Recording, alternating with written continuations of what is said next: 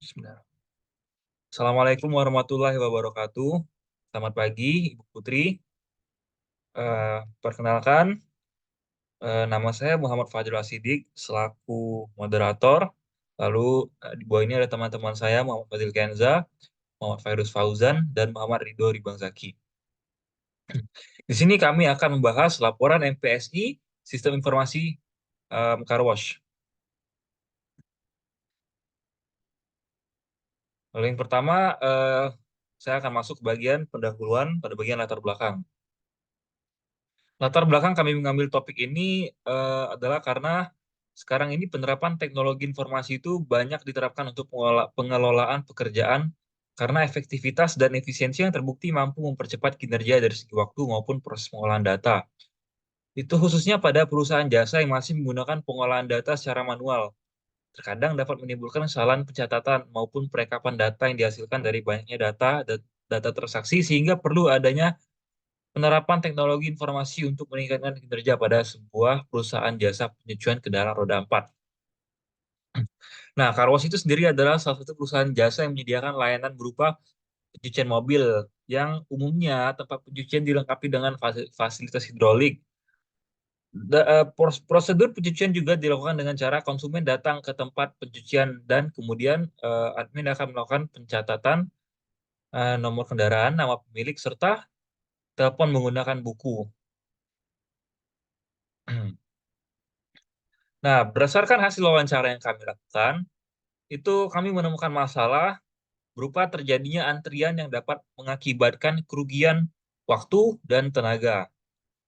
Nah, permasalahan tersebut itu mempengaruhi pendapatan perusahaan dan kualitas kinerja perusahaan ketika pelanggan enggan menunggu dan memilih tempat cuci mobil yang lain.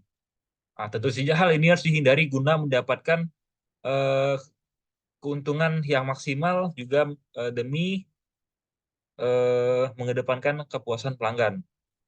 Sehingga penting bagi perusahaan untuk menerapkan model antrian yang dapat memberikan informasi waktu tunggu. Nah, solusi pada layanan antrian itu perlu diwujudkan menggunakan suatu metode atau pendekatan yang diharapkan mampu menyelesaikan permasalahan pada proses booking dan antrian pelanggan, yaitu dengan menggunakan metode antrian eh, first in, first out. Yaitu sebuah metode pemecahan masalah antrian yang dapat diterapkan dengan cara pelanggan yang pertama kali datang atau masuk diasumsikan juga keluar pertama kali.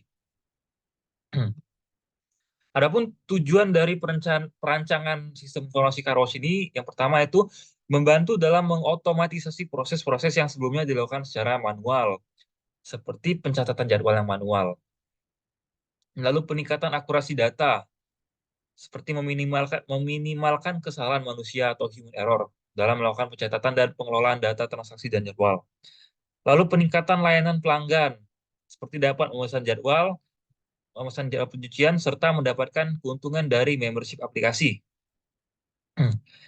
Lalu yang terakhir memudahkan analisis data dan laporan karena pemilik bisnis memiliki akses mudah ke laporan transaksi untuk mengambil keputusan strategis. Nah, sasaran dari eh, SI Car Wash ini, yang pertama itu jelas adalah pemilik car wash. Pemilik car wash adalah pengguna yang akan mengelola dan memantau operasional car wash melalui sistem informasi. Lalu yang kedua, selaku aktornya ada pegawai car wash yang adalah pengguna yang akan menjalankan tugas sehari-hari. Lalu yang ketiga itu ada pelanggan. Pelanggan car wash adalah pengguna eksternal yang akan berinteraksi dengan sistem informasi car wash tersebut. Lalu bab 2 pembahasan WBS akan dilanjutkan oleh rekan saya. Rekan saya dipersilakan. Pada WBS Sistem Informasi Car Watch, kami ada yang pertama identifikasi sistem, lalu perancangan sistem, yang ketiga ada pembuatan sistem, uji coba sistem, dan implementasi dan closing. Pada tahap identifikasi sistem, eh, kita next dulu.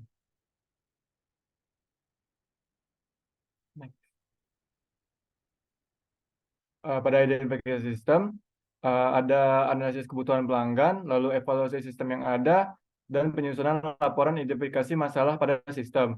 Pada analisis kebutuhan pelanggan, terdapat yang pertama, yaitu melakukan wawancara dengan pemilik usaha car wash, di mana kita membuat daftar pertanyaan wawancara, lalu membuat janji temu, dan juga melakukan wawancara dengan pemilik usaha, lalu membuat dokumentasi hasil wawancara. Lalu ada yang kedua, yaitu survei kebutuhan pelanggan dengan cara membuat kuesioner terlebih dahulu, lalu kita menyebarkan kuesioner, dan membuat laporan hasil kuesioner.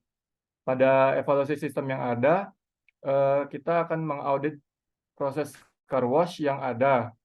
Lalu proses selanjutnya kita mengidentifikasi masalah yang ditemukan dengan cara melakukan rapat dengan tim pengembangan sistem, lalu membuat janji untuk melakukan rapat, lalu pembahasan rapat, dan membuat dokumentasi hasil rapat.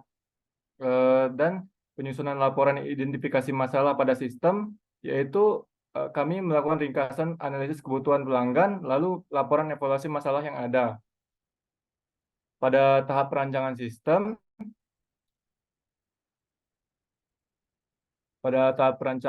ini, sistem akan dirancang dahulu sebelum melakukan pembuatan sistem, yaitu di mana pada perancangan sistem, next rule.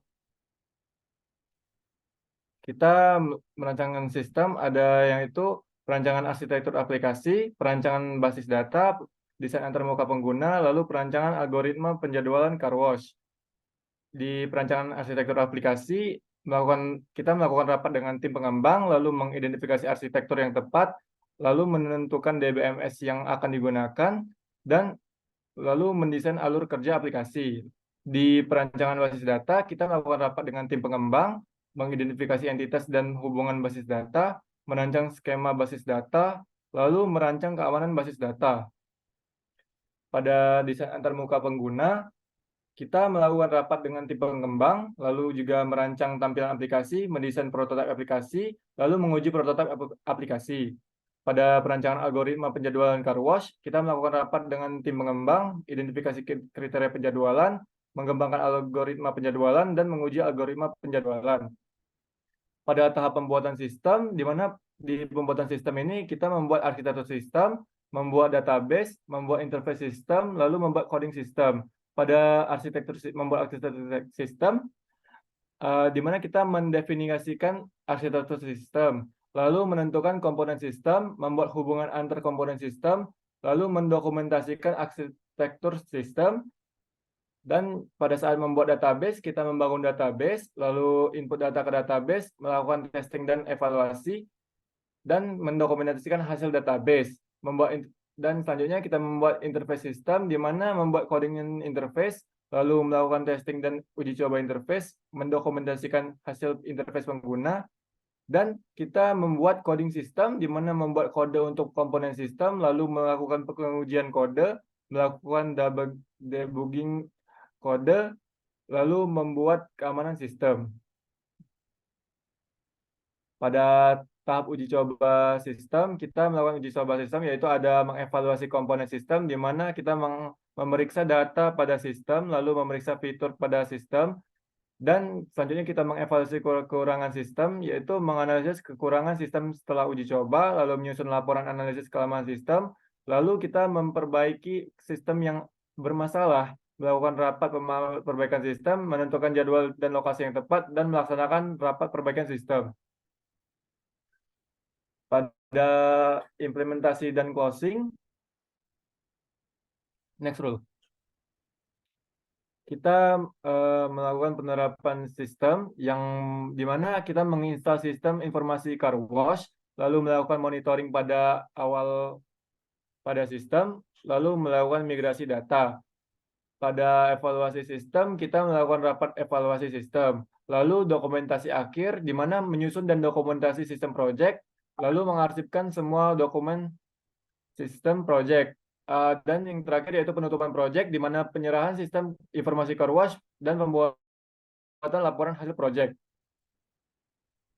Pada WBS Task,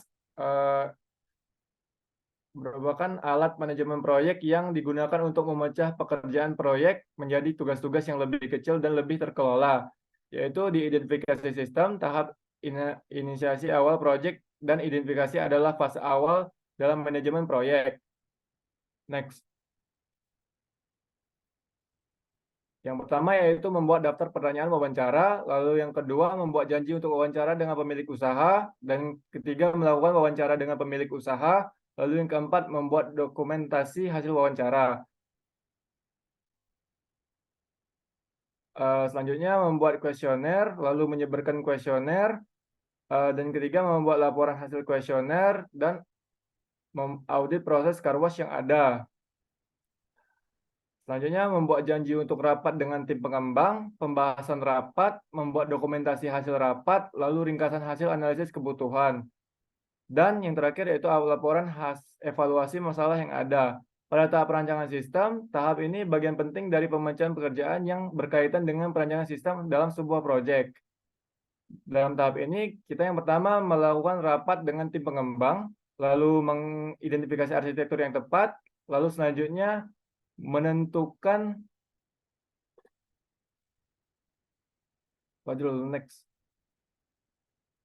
Lalu selanjutnya menentukan DBMS yang akan digunakan, mendesain alur kerja aplikasi, melakukan rapat dengan tim pengembang, mengidentifikasi entitas dan hubungan basis data, merancang skema basis data, merancang keamanan basis data, melakukan rapat dengan tim pengembang, mendesain tampilan aplikasi, merancang prototipe aplikasi, lalu menguji prototipe aplikasi, lalu melakukan rapat dengan tim pengembang, selanjutnya identifikasi kriteria penjadwalan, dan mengembangkan algoritma penjadwalan. Setelah itu kita lalu menguji algoritma penjadwalan. Pada pembuatan sistem, tahap ini merupakan fase di mana proses pengembangan sistem dimulai. Jadi yang pertama itu kami mendefinisikan arsitektur sistem, lalu menentukan komponen sistem, membuat hubungan antar komponen sistem, next rule, mendokumentasikan arsitektur sistem, membangun database. Lalu kita menginput data ke database, melakukan testing dan evaluasi, mendokumentasikan hasil database, lalu membuat coding interface. Kita melakukan testing dan uji coba interface, mendokumentasikan hasil interface, lalu membuat kode untuk komponen sistem, melakukan pengujian kode, setelah itu melakukan debugging kode, lalu membuat keamanan sistem. Pada tahap uji coba sistem, tahap ini merupakan tahap penting dalam proyek di mana sistem yang telah dikembangkan diuji secara menyeluruh sebelum diperkenalkan ke lingkungan produksi.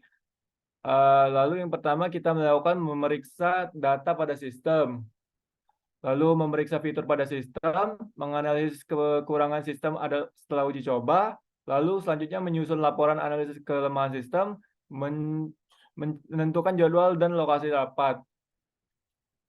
Selanjutnya kita melakukan rapat dan perbaikan sistem. Pada tahap terakhir yaitu implementasi dan closing, di mana kita menginstal sistem informasi car wash, lalu next, melakukan monitoring awal pada sistem, melakukan migrasi data, melakukan rapat evaluasi sistem, lalu menyusun dan dokumentasi sistem project, mengarsipkan dokumen sistem project, penyerahan, lalu kita penyerahan sistem informasi car wash, lalu pembuatan laporan hasil project.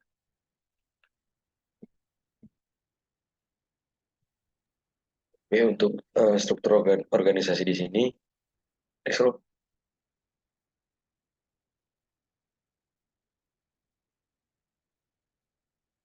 Eh, untuk struktur organisasi fungsional SI Karwas di sini terdiri dari yang pertama project manager, project sponsor. Project sponsor adalah entitas yang bertanggung jawab atas pembayaran dan dukungan utama untuk proyek. Mereka memiliki otoritas tertinggi dan berperan dalam memberikan persetujuan sumber daya dan dukungan keuangan yang diperlukan untuk proyek. Next, Rob. Kemudian project partner. Untuk project partner di sini merupakan pihak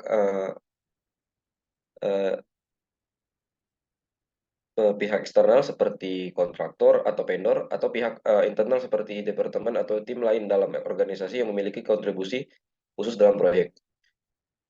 Kemudian project manager. Project manager adalah orang yang bertanggung jawab atas perencanaan, perorganisasian, pelaksanaan, dan pengawasan seluruh proyek. Kemudian project manager di sini juga terbagi menjadi 5 manajer yang dikelompokkan berdasarkan fungsinya. Yang pertama yaitu manajer identifikasi masalah sistem. Kemudian manajer perancangan sistem, manajer pembuatan sistem, kemudian manajer uji coba sistem, dan yang terakhir manajer implementasi dan closing.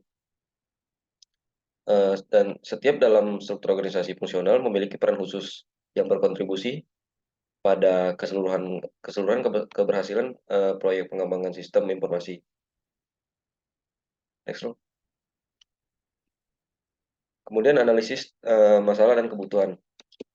Pada analisis masalah di sini kami menganalisis masalah pada sistem informasi yang kami buat dengan teknik fishbone. Untuk fishbone di sini kami menemukan permasalahan penumpukan antrian yang melebihi kapasitas dari pencucian. Kemudian ada pun beberapa penyebab dari permasalahan tersebut. Yang pertama untuk proses ini penyebabnya itu alur kerja yang tidak efisien dalam pencucian mobil. Kemudian pada kurangnya pelatihan pegawai dalam teknik pencucian efektif dan keterbatasan jumlah pegawai saat jam sibuk. Kemudian material di sini penyebabnya itu mesin pencuci yang sudah tua atau kurang optimal dan proses maintenance yang minim dilakukan. Kemudian metode. Untuk metode di sini estimasi waktu yang tidak tepat dan terjadinya kesalahan alur dalam pencucian mobil. Next. Kemudian next lagi, Rul. Kebutuhan fungsional dan non fungsional. Untuk kebutuhan fungsional di sini merupakan kebutuhan tambahan yang memiliki input, proses dan output. Kebutuhan fungsional ini harus dipenuhi agar suatu sistem dapat berjalan. Kebutuhan fungsional yang ada dalam sistem kami ini dikembangkan sebagai yang pertama di sini membership. Membership di sini terdiri dari 2 poin. Yang pertama, sistem harus mempunyai fitur membership untuk pelanggan. Yang kedua, sistem harus dapat menampilkan jumlah poin cuci pelanggan. Kemudian reservasi cuci terdiri dari 2 poin. Yang pertama, sistem harus mempunyai fitur reservasi cucian mobil. Kemudian sistem dapat menampilkan jumlah antrian cucian mobil. Yang ketiga yaitu informasi layanan. Sistem harus dapat menampilkan semua jenis dan harga layanan yang ada. Kemudian untuk kebutuhan non-fungsional merupakan kebutuhan yang menggambarkan bagaimana sistem akan bekerja ke depannya. Untuk kebutuhan non-fungsional di sini terdiri dari kinerja, informasi, kemudian ekonomi, kontrol, efisiensi. Untuk kinerja di sini yaitu peningkatan kecepatan dan throughput diharapkan menjadi pada semua tahapan proses. Kemudian untuk informasi, meningkatkan integrasi antar data agar informasi yang ditampilkan akurat dan meminimalisir redundansi data yang disebabkan oleh human error. Kemudian untuk ekonomi, dengan adanya fitur reservasi dapat mengurangi potensi antrian yang overload sehingga dapat waktu bagi pelanggan. Kemudian kontrol, sistem harus memiliki langkah-langkah keamanan yang kuat untuk melindungi data dan informasi pelanggan serta pegawai. Dan yang terakhir, efisiensi. Sistem diharapkan dapat meningkatkan efisiensi waktu tunggu dengan adanya fitur reservasi. Pelanggan dapat melihat dan menentukan waktu cucian mobil.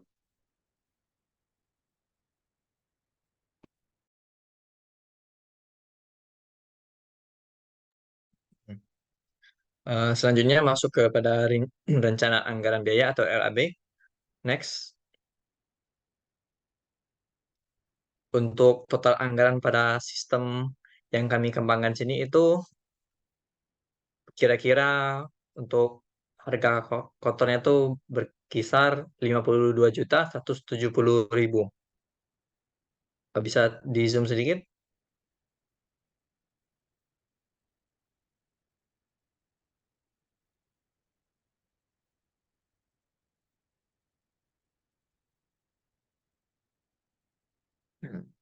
Baik.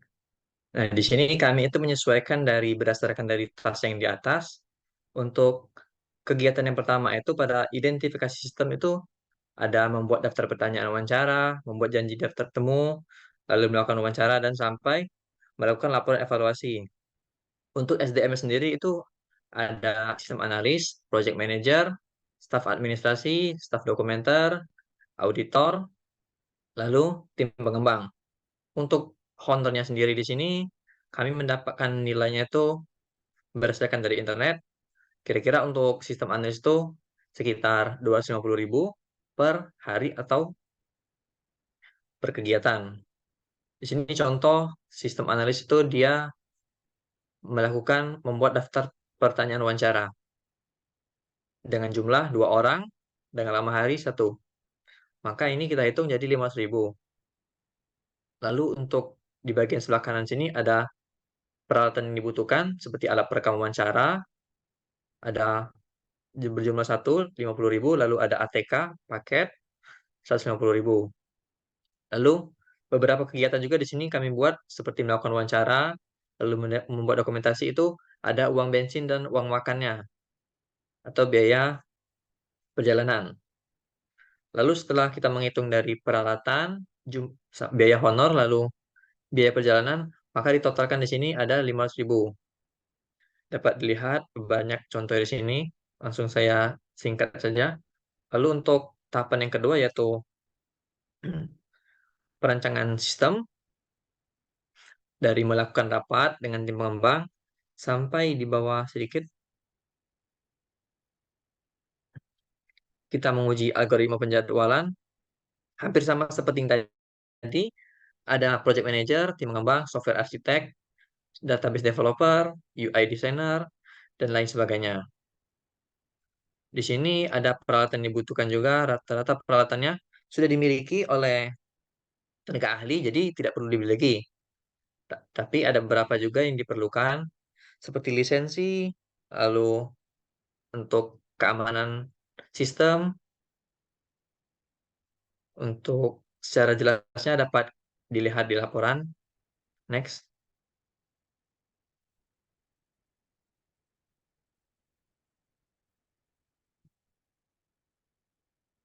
Nah, pada tahap pembuatan sistem di sini, kami itu membeli lisensi software MySQL. Ini ada harga 200.000, lalu ada lisensi VS Code untuk membuat pemrograman, lalu ada software antivirus. Kemudian setelah kita membuat perancangan pembuatan kode, lalu selanjutnya itu kita melakukan uji coba. Pada tahap uji coba ini, kami itu menggunakan tenaga ahli QA tester atau quality assurance dengan honor berkisar 130.000 per hari. Lalu yang terakhir selanjutnya, setelah kita melakukan uji coba, tahap yang terakhir yaitu closing atau implementasi sistem. Di sini ada programmers yang menginstal sistemnya. Lalu ketika sudah diinstal, maka project manager akan menyerahkan sistem tersebut kepada pemilik usaha. Nah, sebelum itu diperlukan hard disk untuk menyimpan database, lalu kita melakukan migrasi data. Hard disk di sini sekitar 550.000 untuk ukuran 1 terabyte. Nah, begitulah secara singkatnya rincian anggaran biaya kami yang total harga sekitar 52.170.000.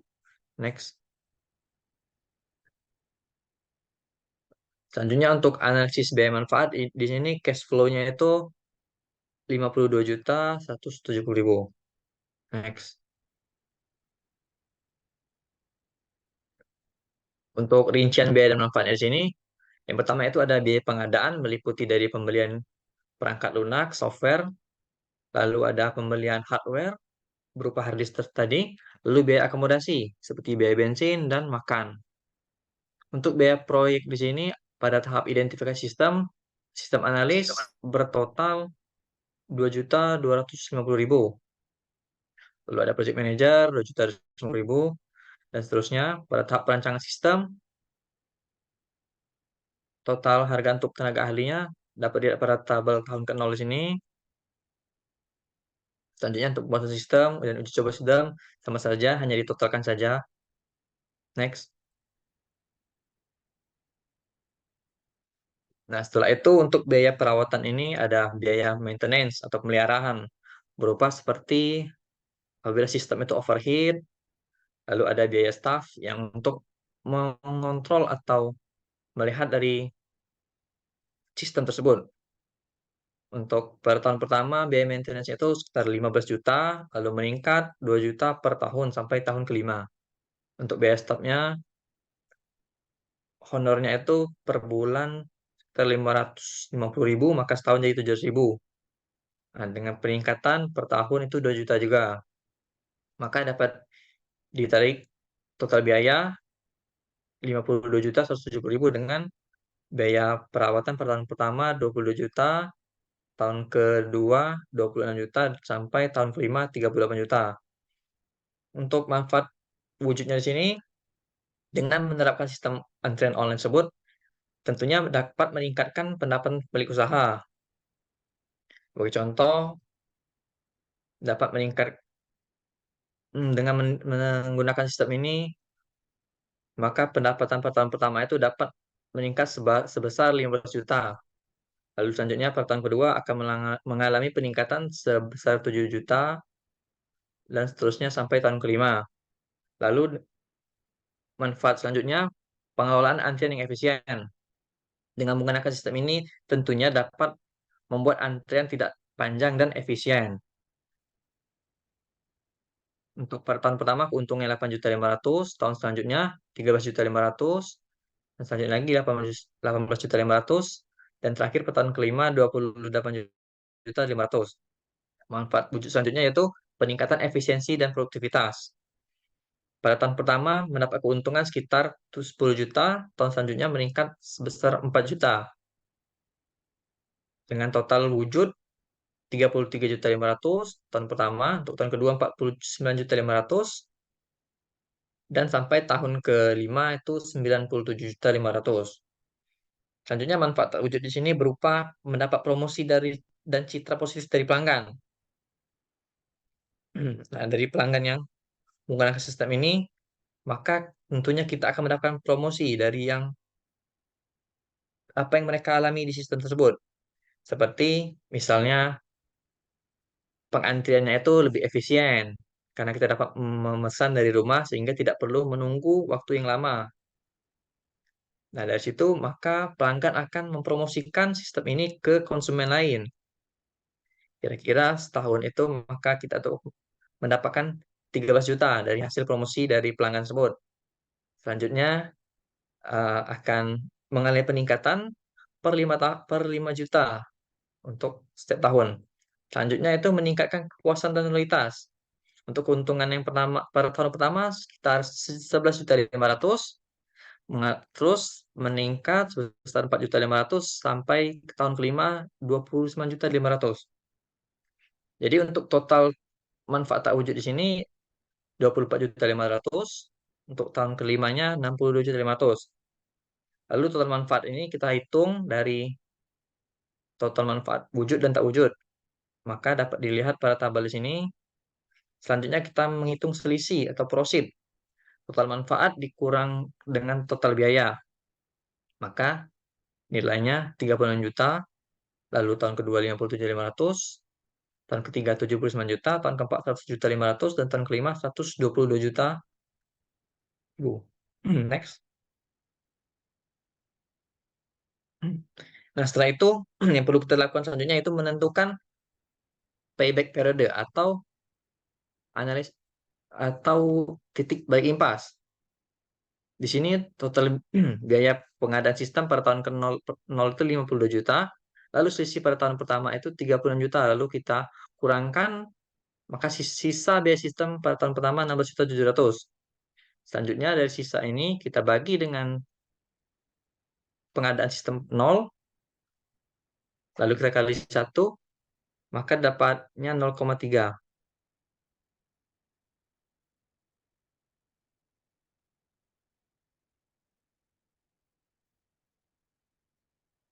Lalu untuk maka dapat simpulkan bahwa sistem ini akan mengalami titik balik modal sekitar 1,3 tahun. Lalu untuk analisis ROI-nya di sini ada next langsung.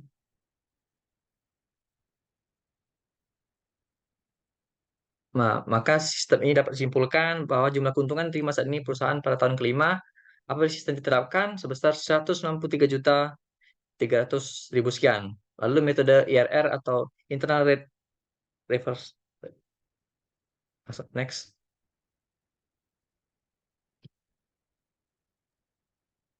Izin share screen Fajrul. Tidak bisa.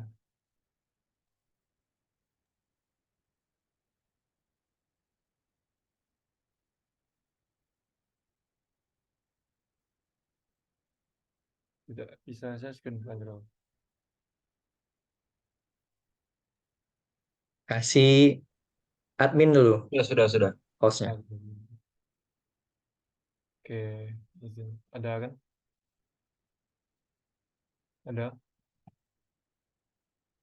Jadi pada aplikasi mobile kami, tampilannya berikut seperti ini. Ada menu, home, service, tim kami, kontak. Pada tampilan home, di sini kita bisa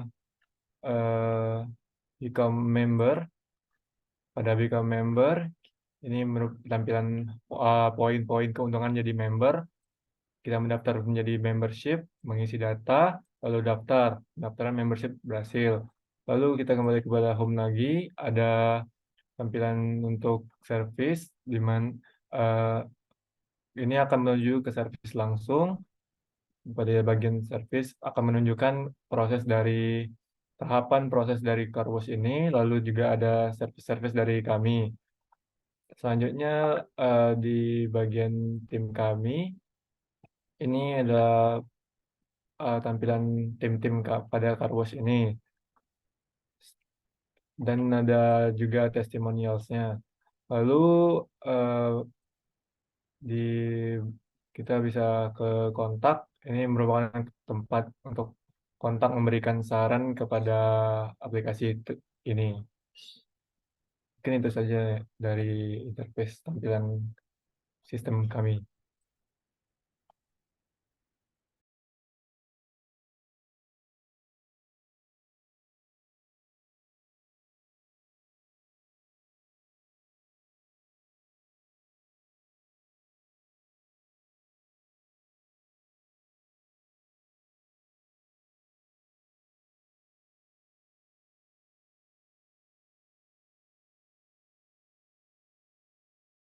Baiklah, sebelum ke penutup, saya akan menunjukkan sedikit file kami pada Microsoft Project.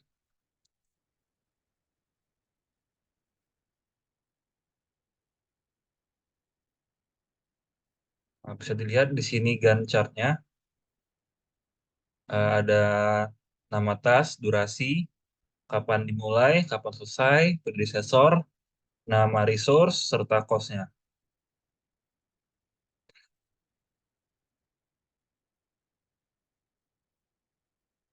Lalu, sini saya akan menunjukkan network diagram. Jadi, proyek ini dimulai pada hari Rabu, tanggal 1 bulan 11. Lalu di sini ada critical line-nya di bawah sini. Di sini juga dijelaskan bahwa proyek ini selesai pada tanggal hari Rabu juga, tanggal 6 bulan 3 tahun 2024.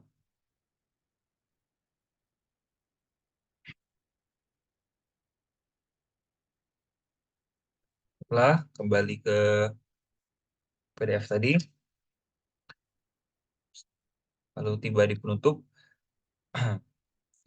Kesimpulannya jadi dapat dijelaskan bahwa sistem antrian online untuk pencucian mobil itu adalah sebuah solusi yang inovatif yang dapat memberikan dampak positif pada efisiensi dan pengalaman pengguna atau pelanggan. Implementasi dari sistem ini memungkinkan manajemen yang lebih efisien dari proses pencucian mobil. Penjadwalan yang terstruktur membantu dalam mengurangi waktu tunggu pelanggan dan meningkatkan kapasitas pelayanan, sehingga operasional bisnis menjadi lebih produktif. Selain itu, memberikan kemudahan pemesanan melalui platform online, sehingga pelanggan dapat mengatur waktu pencucian sehingga dengan pelanggan dapat mengatur waktu sesuai dengan kebutuhan mereka. Hal ini tidak hanya meningkatkan kepuasan pelanggan saja, tetapi juga dapat menciptakan pengalaman yang lebih positif untuk pelanggan. Kemudian pelanggan tidak lagi perlu mengantri fisik di tempat pencucian mobil yang dapat menghemat waktu dan tenaga mereka. Nah, keseluruhan sistem antrian online pencucian mobil adalah langkah positif dalam menghadirkan inovasi di sektor ini dengan memberikan manfaat seperti efisiensi operasional, peningkatan kepuasan pelanggan, dan keunggulan bersaing. Teknologi ini juga berpotensi untuk mendefinisikan kembali standar layanan dalam industri pencucian mobil modern. Nah, sekian saja yang dapat kami sampaikan. Apabila banyak kekurangan dalam penyampaian materi dan adanya data yang kurang pada presentasi kami kali ini, kami mohon maaf. Pada Tuhan, kami mohon ampun. Sekian, saya Muhammad Fajrul Asidik sebagai moderator beserta rekan-rekan yang lainnya pamit undur diri. Sekian, wassalamualaikum warahmatullahi wabarakatuh.